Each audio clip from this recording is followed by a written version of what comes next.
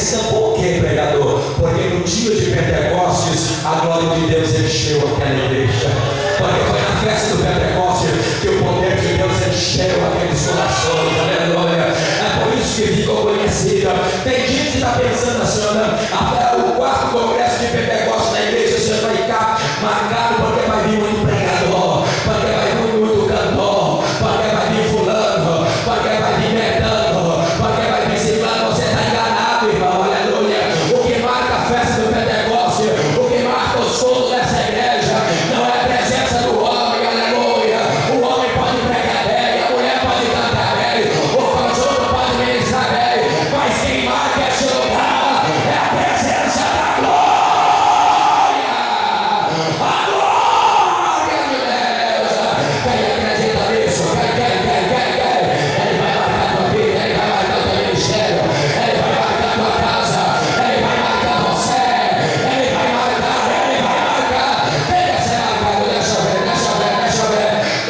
Vai marcando, Jesus, vai marcando ali agora. Vai marcando. Marca aqui, Jesus, olha aqui, olha aqui, marca. Vai marcando. Ele vai marcar tua casa, ele vai marcar tua família, ele vai marcar o teu casamento, ele vai marcar tua vida espiritual, ele vai marcar.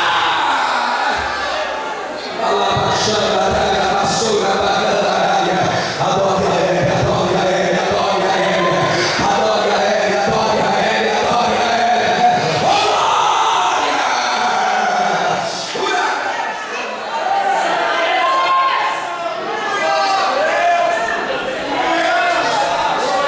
A Bíblia diz: cumprindo-se o dia de Pentecostes, estavam todos reunidos. Fala comigo, reunidos.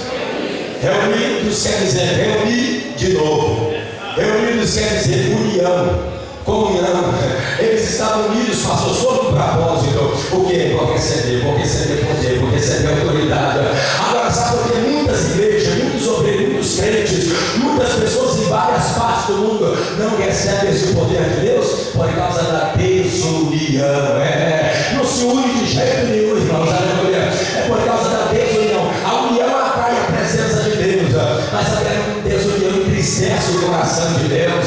Tem gente que você é difícil demais de trabalhar, não quer ter comunhão com ninguém. Tem gente que o grupo é uma bênção, mas depois que ele anda no grupo, o grupo parece que descandeia todo. Tem pessoa que é uma bênção, irmão. Mas chega na igreja, aleluia, começa a futucar ali, começa a arrumar aqueles grupinhos que vai ficando dividido. Aí às vezes o pastor quer juntar, quer trazer comunhão, aí fica, eu não é do meu jeito.